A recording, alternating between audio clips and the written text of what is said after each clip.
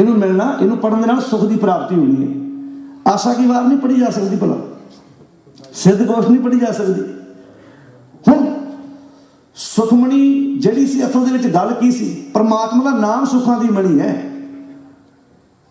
जिहदा विश्राम भगत जना के मन विश्राम है। हुण परमात्मा के नाम की सारी व्याख्या गुरु ग्रंथ साहिब की बाणी करदी है।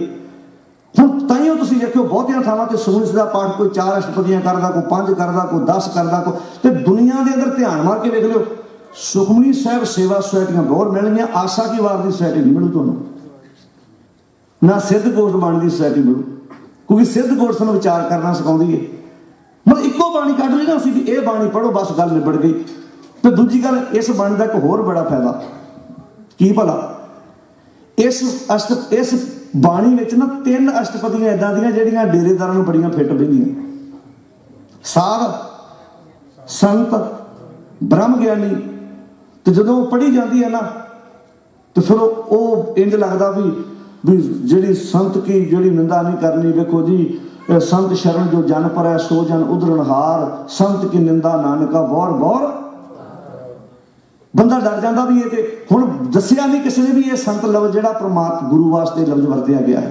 फिर कहण दा भाव की है कि असीं सुख की प्राप्ति करना चाहुंदे, पर असीं बाणियां वंड लईआं भी आह शब्द पढ़ांगे इस तरह गल बनेगी। हुण जे दुख लगदा ते औखी घड़ी ना देखण दे, जे दुख लगदा ते ताती वाओ ना लगे पार ब्रह्म। बाणी ते सारी मिठी है, बाणी ते सारी विचार करा। कई इदां दे बंदे भी मिलदे ने, भाई साहब जी बाबा जी ने शब्द दिता, मैं गड्डी लैके जा रहा सी, लाइसेंस मेरा घर रह गया, अगे चैकिंग हो रही सी, मैं बस स्टेयरिंग ते बैठे ने औखी घड़ी देखण दे शब्द पढ़ना शुरू किया। जो मेरी वारी आई, पुलिस वाला चाह पीने चले गया, उन्हें हाथ ना कहता तू जा। बाणी की इन्नी ताकत है, हुण अंदाजा लाओ। फिर तो बाणी ने गलत बंदे का साथ देता ना भी अगे तो कोई बंदा घरों लाइसेंस लैके ना जाए, गड्डी के पेपर घरे रह जाए तो चिंता करने की लोड़ नहीं, शब्द पढ़ना शुरू कर दो। बाणी तो जिम्मेवारियां सिखाती है। तो साडे लोगों ने इदां दा एहसास पा लिया भी जिन्ने मर्जी गलत काम करी जाओ, बाजी आ शब्द आ इन्नी बार पाठ करना, इदां दी कोई विधि विधान नहीं हैगा। डेरेदारां वालों संप्रदायी लोगों वालों ये चीज़ां साडे विच पा दित्तियां गईयां। सारी बाणी हाँ सिख रहत मर्यादा च ये लिखिया, हर सिख दा सहज पाठ निरंतर जारी रहे। तुसीं 2 पन्ने रोज करो, 3 करो, 4 करो, 1 करो, समझ के करो। हुण बाबा कबीर जी की कहंदे ने, कबीर काम परे हर सिमरी है। काम पैण ते रब नूं याद करदे आपां, ऐसा सिमरो नित। जे काम पैण तो बिना रब याद करिए, भला जेडे बच्चे मतबल वेले माँ बाप की सेवा करते, जे भला बच्चे बिना मतबल तो उदा ही सेवा करन ते भला माँ बाप ने जमीन जायदाद नाल खड़नी, सारी बच्चों दे जानी। फिर तो बच्चों को मंगण की लोड़ ही नहीं पैनी। जे बच्चे ईमानदारी नाल अपने माँ बाप की आग्या का पालन करते रहन तो बच्चों को मंगण की लोड़ ही नहीं पैनी। माँ बाप ने कहना सब कुछ तुहाडा ही तो है, सानू भला मंगण की क्यों। साथ समझ एक गल ध्यान नाल सुनना, सिख की डेफिनेशन पता किहड़ी है? घरों तुरे मंगण वास्ते, इत्थे आण के भुल जे चेता मैं मंगना की है। सिख उहनूं कहिंदे जिन्हों पदार्थ चेते रह जाना सिख नहीं है। बाणी च लिखिया, ढाडी को मंगण चेतना आवे, सभे इच्छा पूरियां लग प्रभ के पावे। घरों तुरिया सी, जो तैयारी कर रहा सी, कहंदा जा मंग के लिआउणा। जदों इत्थे आया, पीर बुद्धू शाह साडे नालों अगे लंघ गया। 2 साहिबजादे भंगाणी के युद्ध विच उहने कुर्बान कर दिते ते धन गुरु गोबिंद सिंह सच्चे पातशाह सवेरे उठ के जो केसां नूं कंघा कर रहे हैं तो पीर बुद्धू शाह धन गुरु गोबिंद सिंह महाराज के कोल आया ते दोवें हाथ जोड़ के कहंदा, महाराज हुण मैनूं आग्या बख्शिश करो। ते साहब ने पीर बुद्धू शाह दी अखां च अखां पा के गल कही, पीर बुद्धू शाह जी, एक बनो अफसोस ते दूजे बनो खुशी। अफसोस यह है कि तेरे शेरां वर्गे 2 साहिबजादे मैदान जंग विच शहादत दा जाम पी गए। दूजा खुशी यह है सदा वास्ते गुरु नानक दे चरनां च प्रवान हो गए। पीर बुद्धू शाह जी मंगो जो कुछ मंगना है, जो मंगना है ना, जो तमन्ना है तुहाडी। हुण वेखो पीर बुद्धू शाह नूं गुरु कहंदा जो मंगना है मेरे को मंग ला। साडे पीरां दे मेले लवा के ते पीरां को मंगदे फिरदे ने। ध्यान नाल समझना, पीर बुद्धू शाह नूं गुरु जी कह रहे हैं भी पीर बुद्धू शाह जो मंगना मेरे को मंग। तो साडे लोग कित्थे मंगदे नहीं भला जी। ਪੀਰਾਂ ਦੇ ਮੇਲੇ ਲੱਗਦੇ ਨੇ। ਪੀਰ ਬੁੱਧੂ ਸ਼ਾਹ ਤੇ ਗੁਰੂ ਜੀ ਕਹਿ ਰਹੇ ਨੇ, ਤੇ ਪੀਰ ਬੁੱਧੂ ਸ਼ਾਹ ਵੀ ਇੰਨਾ ਸੰਤੁਸ਼ਟ ਹੈ। ਉਹ ਅੱਗੇ ਕੀ ਕਹਿੰਦਾ ਮਹਾਰਾਜ ਕੀ ਮੰਗਾਂ? ਜਿਹੜੀਆਂ ਮੰਗਾਂ ਦੁਨੀਆ ਦੇ ਲੋਕ ਮੰਗਦੇ ਨੇ ਉਹ ਤਾਂ ਸਭ ਕੁਝ ਪਹਿਲੇ ਹੀ ਮੇਰੇ ਕੋਲ ਬੜਾ, ਬਸ ਆਪਣੇ ਚਰਨਾਂ ਦਾ ਪਿਆਰ ਬਖਸ਼ਿਸ਼ ਕਰੇ, ਹੋਰ ਕੁਝ ਨਹੀਂ ਚਾਹੀਦਾ ਮੈਨੂੰ। ਮੰਗਿਆ ਜੀ ਕਦੀ? ਮੰਨ ਲਓ ਦੁਨੀਆ ਅੰਦਰ ਕੋਈ ਬੰਦਾ ਕਹੇ ਸੱਚੇ ਪਾਤਸ਼ਾਹ ਸਭ ਕੁਝ ਮੇਰੇ ਘਰ 'ਚ ਹੈਗਾ, ਤੁਸੀਂ ਨਹੀਂ ਹੈਗੇ ਮੇਰੇ ਘਰ 'ਚ, ਤੁਹਾਨੂੰ ਲੈਣ ਆਇਆ। ਤੁਸੀਂ ਜਾ ਕੇ ਕੀ ਹੈ ਜੀ, ਬਾਣੀ ਦੀਆਂ ਪੋਥੀਆਂ ਘਰ ਲੈ ਕੇ ਜਾਓ, ਬਾਣੀ ਦੀ ਵਿਚਾਰ ਘਰ ਲੈ ਕੇ ਜਾਓ, ਘਰਾਂ ਦੇ ਵਿੱਚ ਪਾਠ ਕਰਨਾ ਸ਼ੁਰੂ ਕਰੋ। ਵਿਸਾਖੀ ਤੁਸੀਂ ਵਿਸਾਖੀ ਦਾ ਦਿਨ ਮਨਾਇਆ ਨਾ, ਭਾਈ ਗੁਰਦਾਸ ਜੀ ਲਿਖਦੇ ਨੇ ਸਾਲ 'ਚ ਇੱਕ ਵਾਰ ਵਿਸਾਖੀ ਆਉਂਦੀ ਹੈ, ਤੇ ਵਿਸਾਖੀ ਇੱਕ ਐਸਾ ਦਿਨ ਹੈ ਜਿਹੜੀ ਹਰ ਇੱਕ ਦੇ ਚਿਹਰੇ ਤੇ ਮੁਸਕਰਾਹਟ ਲੈ ਕੇ ਆਉਂਦੀ ਹੈ। ਕਿਉਂ ਭਲਾ? ਕਿਸਾਨ ਨੇ 4-5 ਮਹੀਨਿਆਂ ਦਾ ਲੈ ਕੇ ਖਾਧਾ ਹੁੰਦਾ ਆੜ੍ਹਤੀਆਂ ਕੋਲੋਂ, ਉਹਨੂੰ ਹੁੰਦਾ ਵੀ ਆ ਜਿਹੜੀ ਹੁਣ ਕਣਕ ਪੱਕੀ ਹੈ ਨਾ, ਇਹ ਵੱਢ ਕੇ ਜਦੋਂ ਮੈਂ ਮੰਡੀ 'ਚ ਲੈ ਕੇ ਜਾਊਂ, ਜਦੋਂ 4 ਪੈਸੇ ਮੇਰੇ ਕੋਲ ਆਏ, ਇੱਕ ਤੇ ਮੈਂ ਦੁਕਾਨਾਂ ਵਾਲਿਆਂ ਦਾ ਸਾਰਾ ਹਿਸਾਬ ਕਿਤਾਬ ਬਰਾਬਰ ਕਰ ਦੇਣਾ, ਦੂਜਾ ਇਸ ਵਾਰੀ ਆ 4 ਪੈਸਿਆਂ ਨਾਲ 2 ਕਮਰੇ ਖੜੇ ਕਰ ਦੇਣੇ। ਕੋਈ ਸੋਚਦਾ ਵੀ ਇਸ ਵਾਰ ਪੁੱਤਰ ਦਾ ਧੀ ਦਾ ਵਿਆਹ ਕਰ ਦੇਣਾ। ਕੱਲੀ ਕਿਸਾਨਾਂ ਦੇ ਚਿਹਰੇ ਤੇ ਖੁਸ਼ੀ ਨਹੀਂ ਆਉਂਦੀ, ਵਰਕਰ ਜਿਹੜੇ ਹੁੰਦੇ ਨੇ, ਤੁਸੀਂ ਵੇਖਿਆ ਆਮ ਦਿਨਾਂ 'ਚ ਦਿਹਾੜੀਦਾਰ ਦੀ ਦਿਹਾੜੀ ਆਮ ਹੁੰਦੀ ਹੈ 100, 150, 200, ਪਰ ਜਦੋਂ ਵਾਢੀਆਂ ਹੁੰਦੀਆਂ ਨੇ ਨਾ, ਖੇਤੀਬਾੜੀ ਦਾ ਕੰਮ ਹੁੰਦਾ, ਉਦੋਂ ਉਹਨਾਂ ਦੀ ਜਿਹੜੀ ਦਿਹਾੜੀ ਉਹ ਵੀ ਡਬਲ ਹੋ ਜਾਂਦੀ। ਉਹਨੂੰ ਪਤਾ ਵੀ ਆਹ ਦਿਨ ਕੰਮ ਤੇ ਕਾਮਿਆਂ ਦੇ ਚਿਹਰੇ ਤੇ ਮੁਸਕਰਾ, ਮੰਡੀ ਵਿੱਚ ਉਹਨਾਂ ਨੂੰ ਮਹੀਨਾ ਕੰਮ ਕਰਨ ਲਈ ਮੌਕਾ ਬਣ ਜਾਂਦਾ, 4 ਪੈਸੇ ਉਹ ਵੀ ਕਮਾ ਲੈਂਦੇ ਨੇ। ਕਿਸਾਨਾਂ ਦੇ ਚਿਹਰੇ ਤੇ ਵੀ ਖੁਸ਼ੀ ਆਈ, ਜਿਹੜੇ ਮੰਡੀਆਂ 'ਚ ਕੰਮ ਕਰਨ ਵਾਲੇ ਉਹਨਾਂ ਦੇ ਚਿਹਰੇ ਤੇ ਮੁਸਕਰਾਹਟ ਆਈ। ਵਿਸਾਖੀ ਕਿੰਨਿਆਂ ਦੇ ਚਿਹਰੇ ਤੇ ਮੁਸਕਰਾਹਟ ਲੈ ਕੇ ਆਈ? ਆੜ੍ਹਤੀਆ, ਉਹਦੇ ਚਿਹਰੇ ਤੇ ਮੁਸਕਰਾਹਟ ਆਈ। ਜਿਨ੍ਹਾਂ ਕੋਲ ਨੇ ਪੈਸੇ ਲੈਣੇ ਸੀ ਪੈਸੇ ਮੋੜ ਆਏ ਜਿਨਸ ਦੇ ਨਾਲ। ਟਰਾਂਸਪੋਰਟਰ ਵੀ ਖੁਸ਼ ਹੋ ਗਏ, ਜਦੋਂ ਪੈਸੇ ਨਾ ਹੋਣਗੇ ਬੰਦਾ ਬੱਸ ਤੇ ਕੋ ਚੜੂ, ਪੈਸੇ ਨਾ ਹੋਣਗੇ ਬੰਦਾ ਦੁਕਾਨ ਤੇ ਕੀ ਲੈਣ ਜਾਊ, ਜਦੋਂ 4 ਪੈਸੇ ਹੋਣਗੇ ਕੱਪੜਾ ਉਹ ਖਰੀਦੇਗਾ, 4 ਪੈਸੇ ਹੋਣਗੇ ਬੰਦਾ 6, 5, 4 ਮਹੀਨੇ ਦਾ ਸੌਦਾ ਵੀ ਇਕੱਠਾ ਲੈ ਆਉਂਦਾ। ਮਤਲਬ ਦੁਕਾਨਦਾਰਾਂ ਦੇ ਚਿਹਰੇ ਤੇ ਵੀ ਖੁਸ਼ੀ, ਟਰਾਂਸਪੋਰਟਰਾਂ ਦੇ ਚਿਹਰੇ ਤੇ ਵੀ ਖੁਸ਼ੀ, ਆਮ ਵਰਕਰਾਂ ਦੇ ਚਿਹਰੇ ਤੇ ਵੀ ਖੁਸ਼ੀ। ਵਿਸਾਖੀ ਇੱਕ ਐਸਾ ਦਿਨ ਹੈ ਹਰ ਇੱਕ ਦੇ ਚਿਹਰੇ ਤੇ ਮੁਸਕਰਾਹਟ ਲੈ ਕੇ ਆਉਂਦੀ। ਭਾਈ ਗੁਰਦਾਸ ਜੀ ਪਤਾ ਕੀ ਲਿਖਦੇ ਨੇ?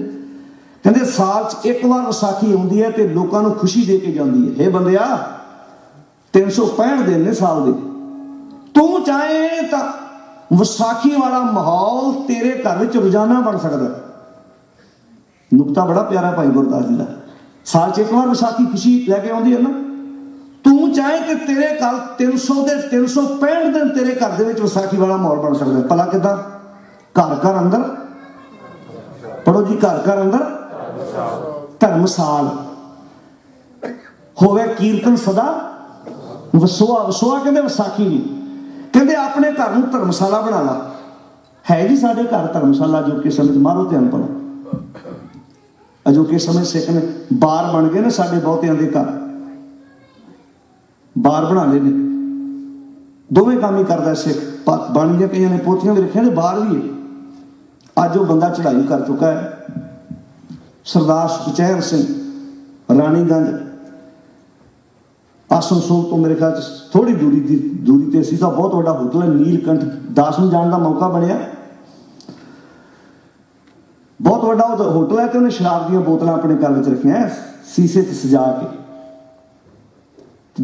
ਥੋੜੀ ਦੂਰੀ ਤੇ ਮਹਾਰਾਜ ਦਾ ਸਰੂਪ, ਕਮਰੇ ਵਿੱਚ ਮਹਾਰਾਜ ਪ੍ਰਕਾਸ਼ ਵੀ ਕੀਤਾ ਹੋਇਆ।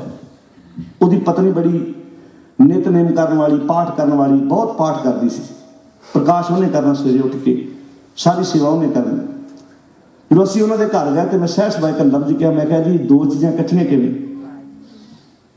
ਹੁਕਮਨਾਮਾ ਜਾਰੀ ਹੋਇਆ ਵੀ ਸਿੱਖ ਜਿਹੜਾ ਪੈਲਸਾਂ ਵਿੱਚ ਮਹਾਰਾਜ ਸਰੂਪ ਨਹੀਂ ਜਾ ਸਕਦਾ ਕਿਉਂਕਿ ਉੱਥੇ ਸ਼ਰਾਬਾਂ ਪੀਤੀਆਂ ਜਾਂਦੀਆਂ। ਤੇ ਸਾਡੇ ਜਿਹੜੇ ਘਰ ਵਿੱਚ ਵੇਖੋ ਹੁਕਮਨਾਮੇ ਤੇ ਜਾਰੀ ਹੋ ਜਾਂਦੇ ਨੇ, ਅਸੀਂ ਘਰਾਂ ਸਰੂਪ ਲੈ ਕੇ ਜਾਂਦੇ ਹਾਂ ਸਾਧ ਸੰਗਤ, ਭਲਾ ਘਰਾਂ ਸ਼ਰਾਬ ਨਹੀਂ ਹੁੰਦੀ? ਅਸੀਂ ਤਾਂ ਧੋਖਾ ਦਿੰਦੇ ਨੇ ਕਈ ਵਾਰੀ ਭਾਈਆਂ ਨੂੰ ਵੀ, ਮਹਾਰਾਜ ਨੂੰ ਧੋਖਾ ਦਿੰਦੇ। ਕੰਧ ਦਾ ਪੜਦਾ ਹੁੰਦਾ, ਪਰਲੇ ਬੰਨੇ ਪੇਟੀ ਪਈ ਹੁੰਦੀ ਹੈ। ਮੈਂ ਕਿਹਾ ਜੀ ਹੁਣ ਤੁਸੀਂ, ਅਸੀਂ ਡਾਈਨਿੰਗ ਟੇਬਲ ਤੇ ਬੈਠੇ ਪ੍ਰਸ਼ਾਦਾ ਛਕਣ ਲੱਗੇ, ਮੈਂ ਕਿਹਾ ਜੀ ਇੱਕ ਕੰਮ ਕਰੋ ਸਰਦਾਰ ਸਾਹਿਬ, ਜਿਹੜੀ ਚੀਜ਼ ਤੋਂ ਬਿਨਾਂ ਤੁਹਾਡਾ ਸਰ ਜਾਣਾ ਨਾ ਉਹ ਚੀਜ਼ ਆ, ਜਿਹੜੀ ਚੀਜ਼ ਤੋਂ ਬਿਨਾਂ ਤੁਹਾਡਾ ਸਰ ਜਾਣਾ ਉਹ ਬਾਹਰ ਕੱਢ ਲਓ, ਤੇ ਜਿਹੜੀ ਚੀਜ਼ ਤੋਂ ਬਿਨਾਂ ਬਿਲਕੁਲ ਨਹੀਂ ਸਰਨਾ ਉਹ ਰੱਖ ਲਓ। ਇੱਕ ਬੰਨੇ ਨਸ਼ਾ ਤੇ ਦੂਜੇ ਬੰਨੇ ਗੁਰੂ ਦੀ ਮੱਤ ਹੈ, ਇੱਕ ਬੰਨੇ ਮਹਾਰਾਜ ਹੈ ਤੇ ਇੱਕ ਬੰਨੇ ਨਸ਼ਾ। ਕਿਹੜੀ ਚੀਜ਼ ਤੋਂ ਬਿਨਾਂ ਤੁਹਾਡਾ ਸਰ ਜੂ? ਕੋਈ ਬੰਦਾ ਕਹਿ ਸਕਦਾ ਜੀ ਮੇਰਾ ਭਲਾ ਗੁਰੂ ਤੋਂ ਬਿਨਾਂ ਸਰ ਜੂ? ਮੈਂ ਇੱਕੋ ਸਵਾਲ ਕੀਤਾ ਸਾਹਮਣੇ, ਮੈਂ ਕਿਹਾ ਸਰਦਾਰ ਸਾਹਿਬ ਜੀ ਤੁਹਾਡੇ ਸਾਹਮਣੇ ਮੇਰਾ ਇੱਕ ਸਵਾਲ ਹੈ। ਇੱਕ ਬੰਦੇ ਮਹਾਰਾਜ ਹੈ, ਪਿਓ ਹੈ ਸਾਡਾ, ਕਿਉਂਕਿ ਬਾਣੀ 'ਚ ਪਿਓ ਆਖਿਆ ਇਹਨੂੰ, मैं कहा तुहाडे बच्चों के सामने एक सवाल आ जाए भी एक बन्ने पैसा तो एक बन्ने प्यो, प्यो रखना कि पैसा रखना, तो बच्चे कहने जी पैसा रखना, प्यो तो की कराना होना पा। अज तुहाडे सामने चुनौती है, बाणी तू साझा साहिब बाप हमारा, बाणी स्पैशल लिखिया, हाँ पुत तेरा तू बाप मेरा, एक है ठाहर दोहां बसेरा। तू साडा प्यो है, बाणी नूं बाप आखिया कि तू हेस पढ़ो भाई जेठा जी दी जदों गुरु रामदास बन के बाणी उच्चारण की उन्हें की आखिया सी भला, तुमरे गुण क्या कहा मेरे सतगुरा। किसने आखिया गुरु बारे बोल के दस भाई जेठिया, तो सुनियो गुरु रामदास महाराज की कहते हैं, तुमरे गुण क्या कहा मेरे सतगुरा, जब गुर बोले तब विषम हो जाए, हम जैसे अपराधी और कोई राखे, जैसे हम सतगुर राख लिए छड़ाए। तू गुर पिता, बाणी नूं आख्या तू गुर पिता, तू है गुर माता,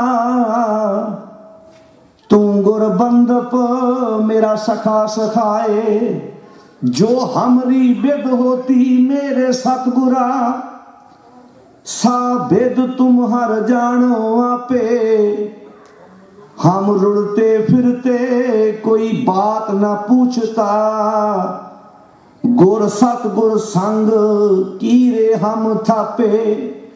इन्ना सवाल मैं कहा जी दो चीज़ां तुहाडे सामने, जां गुरु नूं रख लो जां नशा रख लो। तुहानूं ये थोड़ा कहने भी तुसीं नशा ना रखो, ये चोण ते तुहाडी ते डिपेंड करदा किहड़ी चोणनी है जी। सियाणा सी बंदा, अज उन्हां दी डेथ हो चुकी है 2 साल 1.5 साल पहला, कहंदा जी गुरु तो बिना नहीं सरना। अजे इंसान वो सी जिहड़ा पींदा सी, किते जाण दा मौका बनया, राणीगंज जगह का नाम है, आसनसोल तो थोड़ी दूरी ते। सासन की समस्या इत्थे खड़ी होंदी है भी जे हुण अमीर बंदा बड़ा सी, कई बार साडे वीर लिफाफा वेख के नहीं बोलते, हुंदा ना घर किसी के घर जाओ तो लिफाफा दिंदे ने तगड़ा करके, समझदे जी गल नूं, उपर लिफाफा वेख के। मैं डाइनिंग टेबल ते बेटा मैं कहा जी मैं लिफाफियां वाला सिख नहीं, इस करके मैं अपनी गल कह के जानी है ठोक के, जिहड़ी गल गुरु की बनती है। आप मन्निया कहंदा इसे टेबल ते डाइनिंग टेबल ते बड़े आए, रागी प्रचार प्रशादा छक के चले गए, बोतलां भी दे दियां सी, महाराज सरੂਪ भी देता सी उन्होंने। कमजोरी है ना साडी, कमजोरी है, प्रॉब्लम है साडे विच बड़ी वड्डी है साध संगत, हीनता भाव साडे विच आ गई। लालच है जी, लालच किसी बंदे के जीवन च भी लालच आ सकता है। हुण महाराज ने किड्डी प्यारी गल कही है, कितना प्यारा उपदेश बख्शिश किया, कहंदे इस चीज़ तो उपर उठ, इस चीज़ तो उपर उठ, तू बंदियां ने तेन रोटी थोड़ा देनी है, भरोसा रखना तू, रोटी तेन बंदियां ने थोड़ा देनी है। सहब सच्चे पातशाह दद्दा दाता पढ़ो जी, सबको देवन, हाँ महाराज ने इखलाकी जीवन उच्चा चुकिया, सानू जिंदगी जीने का तरीका बख्शिश किया, सानू जिंदगी किवें जीनी है। पर सियाणा सी आंदा वीर जी बिल्कुल सही गल है, नशे तो बिना सवेरे ब्रेकफास्ट की गल है, शाम के प्रशादा छकण तो पहला पहला बोतलां घर तो बाहर हो गई सी, सिख दे समझ आ गई।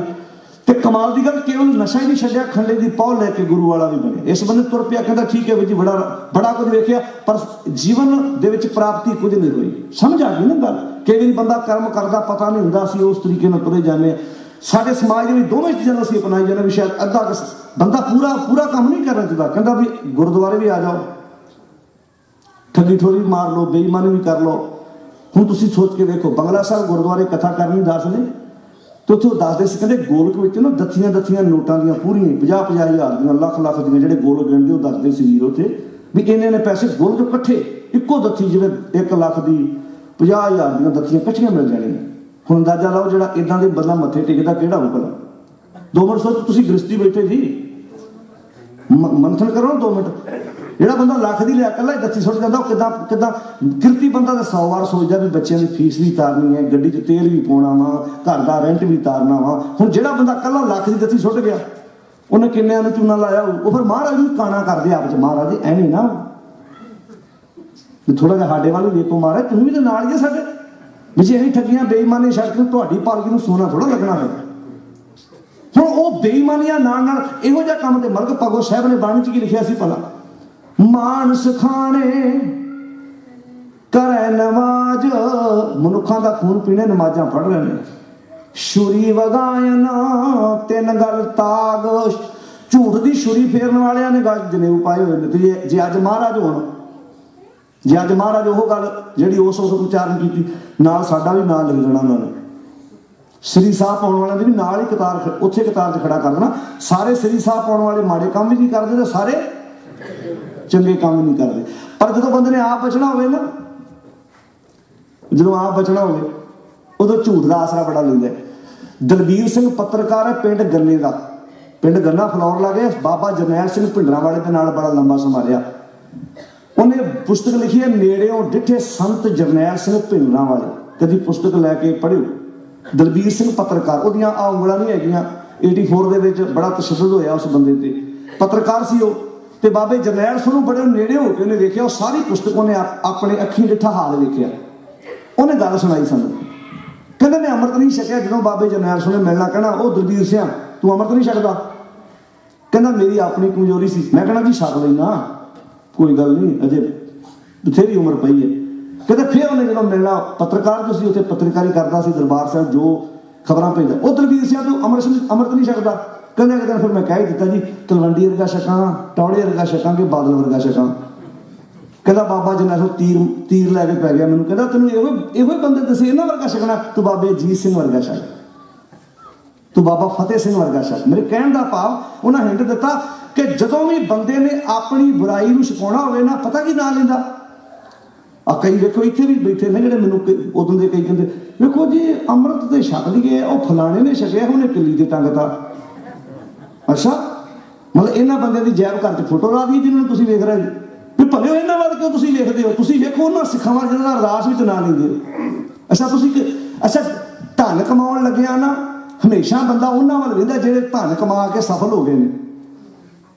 ਤੇ ਧਰਮ ਦੀ ਜਦੋਂ ਗੱਲ ਆਉਂਦੀ, ਪਤਾ ਕਿਹਨਾਂ ਵੱਲ ਵੇਖਦਾ? ਜਿਹੜੇ ਧਰਮ ਕਮਾਉਣ 'ਚ ਫੇਲ ਹੋ ਜਾਂਦੇ। ਵੇਖੋ ਬੰਦੇ ਦੀ ਸੋਚ। ਬਿਜ਼ਨਸ ਕਰਨਾ ਜਦੋਂ ਸਿੱਖਦਾ ਨਾ, ਅੱਛਾ ਤੁਹਾਡੇ ਬੱਚੇ ਪੜ੍ਹਾਈ 'ਚੋਂ ਪਿੱਛੇ ਰਹਿ ਗਏ, ਤੁਸੀਂ ਕਦੀ ਆਖਿਆ ਉਹਦੇ ਵੀ ਤੇ ਬੱਚੇ ਪਿੱਛੇ ਰਹਿ ਹੀ ਗਏ, ਕੀ ਲੋੜ ਆ ਪੜ੍ਹਾਉਣ ਦੀ? ਅੱਛਾ ਜੇ ਬੰਦਾ ਮਰੀਜ਼ ਹਸਪੀਟਲ ਖੜੀਏ ਤੇ ਮਰ ਕੇ ਆ ਜਾਏ, ਉੱਥੋਂ ਡੈਡ ਬੋਡੀ ਆਵੇ, ਤੇ ਆਪਾਂ ਕਹੀਏ ਲੈ ਕੀ ਲੋੜ ਹਸਪੀਟਲ ਜਾਣ ਦੀ, ਉਹ ਵੀ ਤੇ ਮਰ ਕੇ ਆ ਹੀ ਗਿਆ ਬਾਹਰ, ਉਹ ਕਿਹੜਾ ਜਿੰਦਾ ਆਇਆ? ਕਦੀ ਏਦਾਂ ਕੀਤਾ ਤੁਸੀਂ? ਉਸੇ ਹਸਪੀਟਲ ਤੋਂ, ਉਸੇ ਬੈੱਡ ਤੋਂ ਇੱਕ ਨਵਾਂ ਜੀਵਨ ਲੈ ਕੇ ਆਉਂਦਾ ਤੇ ਇੱਕ ਦੀ ਲਾਸ਼ ਆਉਂਦੀ। ਪਰ ਆਪਾਂ ਕਦੀ ਕਿਹਾ ਕੀ ਫਾਇਦਾ ਹਸਪੀਟਲ ਜਾਣ ਦਾ, ਪਾਪਾ ਜੀ ਘਰੇ ਰਹੋ, ਤੁਸੀਂ ਪਾਪਾ ਜੀ ਨੂੰ ਘਰੇ ਸਲਾਹ ਦਿਓ, ਪਾਪਾ ਜੀ ਨਾ ਜਾਓ ਹਸਪੀਟਲ। ਵੀ ਇਸੇ ਹਸਪੀਟਲ ਤੋਂ, ਇਸੇ ਬੈੱਡ ਤੋਂ ਬੰਦਾ ਮਰ ਕੇ ਗਿਆ। ਸਕੂਲ 'ਚੋਂ ਬੱਚਾ ਫੇਲ ਹੋ ਜਾਏ, ਕਦੀ ਤੁਸੀਂ ਸਕੂਲ ਦੀ ਉਦਾਹਰਨ ਨਹੀਂ ਦਿੰਦੇ ਵੀ ਆਹ ਬੱਚੇ ਫਲਾਣੇ ਦੇ ਬੱਚੇ ਸਕੂਲ 'ਚੋਂ ਫੇਲ ਹੋ ਗਏ ਨੇ। ਕੋਈ ਬੰਦਾ ਬਿਜ਼ਨਸ ਕਰਦੇ ਆ, ਬਿਜ਼ਨਸ 'ਚੋਂ ਫੇਲ ਹੋ ਜਾਏ, ਕਦੀ ਆਪਾਂ ਉਹਦੀ ਉਦਾਹਰਨ ਦਿੰਦੇ ਵੀ ਇਹਦੇ ਵਰਗਾ ਆਪਾਂ ਬਿਜ਼ਨਸ ਕਰੀਏ। ਪਰ ਜਦੋਂ ਉਹਦੀ ਧਰਮ ਦੀ ਗੱਲ, ਜਿੰਨੇ ਬੰਦੇ ਦੁਨੀਆ ਦੇ ਧਰਮ ਕਮਾਉਣ 'ਚੋਂ ਫੇਲ ਹੋਏ ਨੇ, ਹਮੇਸ਼ਾ ਬੰਦਾ ਆਪਣੀ ਬੁਰਾਈ ਨੂੰ ਛੁਪਾਉਣ ਲਈ ਉਹਨਾਂ ਦੀ ਢਾਲ ਬਣਾਉਂਦਾ ਹੈ। ਨਾ ਉਹਨਾਂ ਦੀ ਢਾਲ ਕਿਉਂ ਬਣਾਉਣਾ? ਤੂੰ ਨਾਂ ਲੈ ਉਹਨਾਂ ਗੁਰਸਿੱਖਾਂ ਦਾ ਜਿਨ੍ਹਾਂ ਨੇ ਕੁਰਬਾਨੀਆਂ ਕੀਤੀਆਂ, ਜਿਨ੍ਹਾਂ ਨੇ ਗੁਰੂ ਦੇ ਆਸ਼ੇ ਮੁਤਾਬਕ ਜ਼ਿੰਦਗੀ ਨੂੰ ਬਤੀਤ ਕੀਤਾ। ਤੂੰ ਇਹਨਾਂ ਵੱਲ ਕਿਉਂ ਵੇਖਦਾ? ਇਹ ਤਾਂ ਦੁਨੀਆ ਦੀ ਫਿਤਰਤ ਹੈ ਦੀ। ਜੇ ਤੇ ਫੂਲ ਫੂਲੇ ਤੇ ਫਲ ਨਾ ਲਾਗੇ ਧਰਮ। ਭਾਈ ਗੁਰਦਾਸ ਜੀ ਲਿਖਦੇ, ਜਦੋਂ ਬੂਰ ਪੈਂਦਾ ਨਾ ਅੰਬਾਂ ਨੂੰ, ਜਿੰਨਾ ਬੂਰ ਪੈਂਦਾ ਸਾਰੀਆਂ ਅੰਬੀਆਂ ਨਹੀਂ ਬਣਦੀਆਂ, ਜਿੰਨੀਆਂ ਅੰਬੀਆਂ ਬਣਦੀਆਂ ਸਾਰੇ ਅੰਬ ਨਹੀਂ ਬਣਦੇ, ਤੇ ਜਿੰਨੇ ਅੰਬ ਬਣਦੇ ਸਾਰੇ ਮਾਰਕੀਟ 'ਚ ਨਹੀਂ ਪਹੁੰਚਦੇ। ਕਈਆਂ ਨੂੰ ਗਾਲੇ ਟੁੱਕ ਜਾਂਦੇ ਫਿਰ ਵੀ। ਇਸ ਕਰਕੇ ਜੇ ਤੇ ਫੂਲ ਫੂਲੇ ਤੇ ਫਲ ਨਾ ਲਾਗੇ ਧਰਮ, ਲਾਗਤ ਜਿਤੇ ਪਰਪੱਖ ਨਾ ਸਕਲ ਹੈ। ਜੇ ਤੇ ਸੁਤ ਜਨਮਤ, ਜਿੰਨਿਆਂ ਪੁੱਤਾਂ ਨੂੰ ਮਾਂ ਜਨਮ ਦਿੰਦੀ ਹੈ, ਜੀਅਤ ਨਾ ਰਹੇ ਤੇ ਜ਼ਰੂਰੀ ਥੋੜਾ ਸਾਰੇ ਜਿਉਂਦੇ ਰਹਿਣ। ਪਰ ਜੀਅਤ ਹੈ ਜੇਤੇ ਤੇ ਕੁਲ ਨਾ ਕਮਲ ਹੈ, ਤੇ ਜਿੰਨੇ ਜਿਉਂਦੇ ਰਹਿਣ ਜ਼ਰੂਰੀ ਨਹੀਂ ਤੁਹਾਡੀ ਕੁਲ ਦਾ ਚਿਰਾਗ ਬਣ ਲਓ। ਉਹ ਇਹੋ ਜਿਹੇ ਕੰਮ ਕਰਨ ਕੇ ਮਾਂ ਬਾਪ ਦਾ ਨਾਂ ਰੌਸ਼ਨ ਕਰ ਦੇਣ। ਤੀਜੀ ਉਦਾਹਰਨ ਭਾਈ ਸਾਹਿਬ ਨੇ ਬਖਸ਼ਿਸ਼ ਕੀਤੀ, ਕਹਿੰਦੇ ਦਲ ਮਿਲ ਜਾਤ ਜੇਤੇ। ਸਿਪਾਹੀ ਤਾਂ ਬੜੇ ਹੁੰਦੇ ਨੇ, ਸੁਭਟ ਨਾ ਹੋਵੇ ਤੇ ਸਾਰੇ ਸੂਰਮੇ ਨਹੀਂ ਹੁੰਦੇ। ਕਈ ਲੜਾਈ ਵੇਖ ਕੇ ਨਾ ਸਾਬਣ ਵੀ ਪੀ ਲੈਂਦੇ ਨੇ, ਘਰ ਨੂੰ ਆਣ ਛੁੱਟੀ ਲੈ ਕੇ ਚੱਲਣਾ ਜੀ, ਹੁਣ ਲੜਾਈ ਲੱਗਣੀ ਹੈ। ਬਾਅਦ ਵਿੱਚ ਹੁਣ ਪਰਮਵੀਰ ਚੱਕਰ ਥੋੜਾ ਉਹਨਾਂ ਨੂੰ ਮਿਲਣਾ ਹੈ। ਪਰਮਵੀਰ ਚੱਕਰ ਤੇ ਉਹਨਾਂ ਨੂੰ ਮਿਲਣਾ ਜਿਹੜੇ ਸੀਨਿਆਂ 'ਚ ਗੋਲੀਆਂ ਖਾਂਦੇ। ਇੱਕ ਸਿੱਖ ਦਾ ਨਾਮ ਹੁੰਦਾ ਭਾਈ ਨਿਧਾਨ ਸਿੰਘ ਪੰਜ ਅੱਖਾ। ਜਦੋਂ ਅੰਗਰੇਜ਼ ਔਰਤ ਸ਼ੇਰੇ ਪੰਜਾਬ ਨਾਲ ਮੀਟਿੰਗ ਕਰਨ ਲੱਗੀ ਨੂੰ, ਉਹਨੇ ਆਖਿਆ ਸ਼ੇਰੇ ਪੰਜਾਬ ਮੈਂ ਹੈਰਾਨ ਆ, ਤੂੰ ਵੱਡੀਆਂ ਵੱਡੀਆਂ ਇਲਾਕਿਆਂ ਨੂੰ ਸਰ ਕੀਤਾ, ਫਤਿਹ ਕੀਤਾ, ਸਾਡਾ ਤੇ ਪਸੀਨਾ ਸੁੱਟ ਜਾਂਦਾ ਉਹਨਾਂ ਇਲਾਕਿਆਂ 'ਚ ਜਾਣ ਲੱਗਿਆ, ਵੀ ਤੂੰ ਇਹ ਜਿਹੜੇ ਇਲਾਕੇ ਸਰ ਕਰ ਗਿਆ ਕਾਰਨ? ਤੇ ਪੰਜ ਹੱਥਾਂ ਨਿਧਾਨ ਸਿੰਘ ਸਾਹਮਣੇ ਬੈਠਾ ਸੀ ਉਸ ਅੰਗਰੇਜ਼ ਔਰਤ ਦੇ, ਆਪਣਾ ਕਮੀਜ਼ ਉਤਾਰ ਲੱਗ ਪਿਆ ਤੇ ਕਮੀਜ਼ ਉਤਾਰ ਕੇ ਨਾ ਉਹਨੇ ਆਪਣਾ ਸਰੀਰ ਵਿਖਾਇਆ, ਕਹਿੰਦਾ ਮੈਡਮ ਆ ਵੇਖ, ਜਿੰਨੇ ਵੀ ਗੋਲੀਆਂ ਦੇ ਫੱਟਾਂ ਦੇ ਨਿਸ਼ਾਨ ਨੇ ਸੀਨੇ 'ਚ ਨੇ, ਛਾਤੀ ਤੇ ਨੇ, ਪਿੱਠ ਤੇ ਨਹੀਂ ਹੈ। ਉਹਨੇ ਕਿਹਾ ਇਹਦਾ ਕਾਰਨ, ਉਹਨੇ ਕਿਹਾ ਪਿੱਠ ਵਿਖਾ ਕੇ ਮੈਦਾਨੀ ਜੰਗ 'ਚ ਭੱਜਣ ਵਾਲੇ ਬੰਦੇ ਨੇ। ਜਦੋਂ ਵੀ ਅਸੀਂ ਗੋਲੀ ਖਾਂਦੇ ਆ, ਫੱਟ ਖਾਂਦੇ, ਸਾਹਮਣੇ ਖਾਂਦੇ ਆ, ਪਿੱਠ ਦੇ ਵਾਰ ਤੇ ਤਾਂ ਹੁੰਦਾ ਜੇ ਅਸੀਂ ਦੁਸ਼ਮਣ ਵੱਲ ਕਦੀ ਪਿੱਠ ਕੀਤੀ, ਅਸੀਂ ਦੁਸ਼ਮਣ ਵੱਲ ਪਿੱਠ ਕਰਕੇ ਭੱਜਣ ਵਾਲੇ ਬੰਦੇ ਨਹੀਂ। ਤੇ ਪੰਜ ਹੱਥਾਂ ਨਿਧਾਨ ਸਿੰਘ ਦਾ ਇਹਨੂੰ ਖਿਤਾਬ ਪਤਾ ਕਿਉਂ ਮੇਰਾ ਹੈਗਾ ਸੀ? ਇਹਦਾ ਨਾਂ ਸੀ ਨਿਧਾਨ ਸਿੰਘ। ਪੰਜ ਹੱਥਾਂ ਨੂੰ ਖਿਤਾਬ ਦਿੱਤਾ ਸੀ ਸ਼ੇਰੇ ਪੰਜਾਬ ਨੇ, ਪਤਾ ਕਿਉਂ? ਇਹ ਲੜਦਿਆਂ ਲੜਦਿਆਂ ਲੜਦਿਆਂ ਲੜਦਿਆਂ ਦੁਸ਼ਮਣ ਦੇ ਏਰੀਏ ਚਲਾ ਗਿਆ। ਪੰਜ ਦੁਸ਼ਮਣ ਜਿਨ੍ਹਾਂ ਦੇ ਕੋਲ ਹਥਿਆਰ ਸਨ, ਇਹ ਖਾਲੀ ਹੱਥ ਸੀ, ਉਹਨਾਂ ਦੇ ਹਥਿਆਰ ਖੋ ਕੇ ਉਹਨਾਂ ਪੰਜਾਂ ਨੂੰ ਨਰੜ ਕੇ ਲਿਆ ਕੇ ਸ਼ੇਰੇ ਪੰਜਾਬ ਦੇ ਪੈਰਾਂ 'ਚ ਸੁੱਟ ਦਿੱਤਾ ਸੀ। ਤੇ ਸ਼ੇਰੇ ਪੰਜਾਬ ਹੈਰਾਨ ਹੋ ਗਿਆ ਸੀ, ਕਹਿੰਦਾ ਹੱਦ ਹੋ ਗਈ, ਹਥਿਆਰ ਵੀ ਤੇਰੇ ਕੋਲ ਕੋਈ ਨਹੀਂ ਤੇ ਪੰਜ ਬੰਦਿਆਂ ਨੂੰ ਫੜ ਕੇ ਲਿਆ ਕੇ ਮੇਰੇ ਪੈਰਾਂ ਸੁੱਟਤਾ। ਭਾਈ ਨਿਧਾਨ ਸਿਆਂ, ਅੱਜ ਤੋਂ ਬਾਅਦ ਤੂੰ ਕੱਲਾ ਨਿਧਾਨ ਸਿੰਘ ਨਹੀਂ, ਤੇਰਾ ਨਾਂ ਤੈਨੂੰ ਤਖੱਲਸ ਦਿੱਤਾ ਜਾਂਦਾ ਹੈ ਭਾਈ ਨਿਧਾਨ ਸਿੰਘ ਪੰਜ ਹੱਥਾਂ। ਪੰਜ ਹੱਥਾਂ ਦਾ ਖਿਤਾਬ ਸੀ। ਹੁਣ ਐਡੇ ਸੂਰਮਿਆਂ ਦੀ ਕਦੀ ਹਿਸਟਰੀ ਆਪਣੇ ਬੱਚਿਆਂ ਨੂੰ ਦੱਸ ਕੇ ਦੇਖੋ। ਅਸੀਂ ਤਾਂ ਫਿਲਮਾਂ ਦੇ ਵਿੱਚ ਨਕਲੀ ਸ਼ੇਰ ਮਾਰਦੇ ਨਾ ਕੋਈ ਹੀਰੋ, ਤੇ ਸਾਡੇ ਬੱਚੇ ਸਟੋਰੀਆਂ ਸੁਣਾਉਂਦੇ ਨੇ ਮੁੜ ਕੇ, ਉਹਦੇ ਹੀਰੋ ਵੀ ਨਕਲੀ ਤੇ ਸ਼ੇਰ ਵੀ ਨਕਲੀ। ਪਰ ਸਿੱਖਾਂ ਦੇ ਐਸੇ ਅਸਲੀ ਹੀਰੋ ਹੈ ਜਿਨ੍ਹਾਂ ਨੇ ਸੱਚੀ ਮੁੱਚੀ ਸ਼ੇਰ ਮਾਰਿਆ। ਅਸੀਂ ਆਪਣੇ ਬੱਚਿਆਂ ਨੂੰ ਦੱਸ ਹੀ ਨਹੀਂ ਪਾਏ। ਨਾ ਅਸੀਂ ਸ਼ਾਮ ਸਿੰਘ ਅਟਾਰੀ ਵਾਲੇ ਬਾਰੇ ਦੱਸ ਸਕੇ, ਨਾ ਅਸੀਂ ਬੰਦਾ ਸਿੰਘ ਬਹਾਦਰ ਬਾਰੇ ਦੱਸ ਸਕੇ, ਨਾ ਅਸੀਂ ਹਰੀ ਸਿੰਘ ਨਲੂਏ ਬਾਰੇ ਦੱਸਣਾ ਕਿ ਜ਼ਿੰਮੇਵਾਰੀ ਕਿਹਦੀ ਹੈ ਜੀ? ਭਲਾ ਆਪਣੇ ਘਰਾਂ ਦੇ ਵਿੱਚ ਸਿੱਖ ਹਿਸਟਰੀ ਦੀਆਂ ਪੁਸਤਕਾਂ ਰੱਖੋ। ਥੋੜਾ ਬਹੁਤ ਇੱਕ ਸਿੱਖ ਦੀ ਗੱਲ ਵੀ ਆਪਣੇ ਬੱਚਿਆਂ ਨਾਲ ਕਰਨੀ ਸ਼ੁਰੂ ਕਰ ਦਈਏ, ਤੁਹਾਡੇ ਬੱਚੇ ਬੜੀ ਦੂਰ ਗੱਲ ਪਹੁੰਚਾ ਸਕਦੇ ਨੇ। ਜਦੋਂ ਇਹ ਗੱਲ ਤੁਸੀਂ ਆਪਣੇ ਬੱਚਿਆਂ ਨਾਲ ਸਾਂਝੀ ਕਰੋਗੇ ਨਾ, ਤੇ ਤੁਹਾਡੇ ਬੱਚੇ ਬੜੀ ਦੂਰ ਇਹ ਗੱਲ ਪਹੁੰਚਾ ਸਕਦੇ ਨੇ। ਹੁਣ ਕਿੱਡੀ ਕਮਾਲ ਦੀ ਗੱਲ ਸਾਹਿਬ ਸੱਚੇ ਪਾਤਸ਼ਾਹ ਨੇ ਬਾਣੀ 'ਚ ਲਿਖੀ, ਕਹਿਣ ਲੱਗੇ ਗੱਲ ਤਾਂ ਬਣਨੀ ਹੈ, ਇਹ ਸ਼ਾਂਤੀ ਟਿਕਾ ਤੇਰੇ ਜੀਵਨ 'ਚ ਤਾਂ ਹੋਣਾ ਜੇ ਤੇਰੇ ਕੋਲ ਗੁਰੂ ਦੀ ਮੱਤ ਹੈ, ਤੇਰੇ ਕੋਲ ਗੁਰੂ ਦਾ ਉਪਦੇਸ਼ ਹੈ। ਹੁਣ ਸਾਹਿਬ ਨੇ ਆਖਿਆ ਤੂੰ